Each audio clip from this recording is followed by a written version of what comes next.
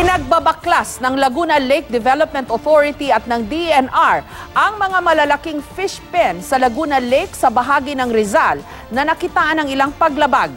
Hindi naman daw babaklasin ang mga fish pen ng mga maliliit na mangingisda. May report si Oscar Oida.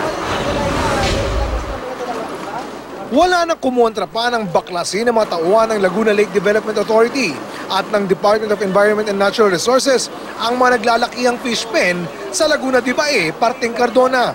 Guardyado kasi ng mga pulis, Navy SEALs at Coast Guard ang clearing operation. Ayon sa LLDA, matagal nang nasabihan ang mga may-ari nito. 5 pamantayan ang sinusunod ng LLDA sa pagpili ng mga fish pen na dapat unahin sa pagbaklas. Una, mga hindi nagkaroon ng permit kailanman. Pangalawa, mga fish pen na nahaharangan ang navigational lanes. Pangatlo, yung mga fish pen na lagpas na sa mga itinakdang espasyo. Pang-apat, yung mga hindi nagbabayad ng buwis. At pang-lima, mga fish pen na nasa labas na ng designated area. Ayon ho sa pamantayang yan, meron tayong unang prioridad. Sa unang prioridad na babaklasin, 30 malalaking korporasyon. At yan pong 30 malalaking korporasyon na yan na unang prioridad, ang sukat ho niyan sa papel mahigit 1,000 hektarya. Pero sa actual ay mas malaki pa. Paglilinaw ng LLDA, hindi raw zero fish pen ang ipinapatupad nila.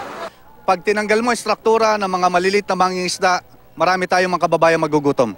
At ayaw ng ating pamahalaan na mangyari yan. At para raw matiyak din na may sapat na supply ng isda at di maapektuhan ang presyo ng mga ito. Ikinatuwa ito ng mga pangkaraniwang mangingisda. Ilan nga sa kanila, masaya pang iwinasiwas ang mga isdang nahuli nila sa nabuksang fish pen. Siyempre, hindi na makapoporma yung may-ari. Nandyan yung mga pulis. Kaya ano yan, sa amin ang lahat ng laman ito. Target ng operasyon na makapagbaklas ng 10 malalaking fish pen. Pero dahil sa lakas ng alon at kakulangan sa gamit, 2 lang muna ang nabaklas nila. Yung present sistema sa pag-dismantle, medyo mabagal mano-mano but at magastos. We're introducing mga mechanized equipment. In 2 months, linis itong lugar na ito. Pag na-aprobahan ng Malacanang yung budget namin. Umaasa naman ang LLDA na sa loob ng 1 buwan, mababaklas nila ang target na 30 malalaking fish pen sa Laguna de Bae. Oscar Oida, GMA News.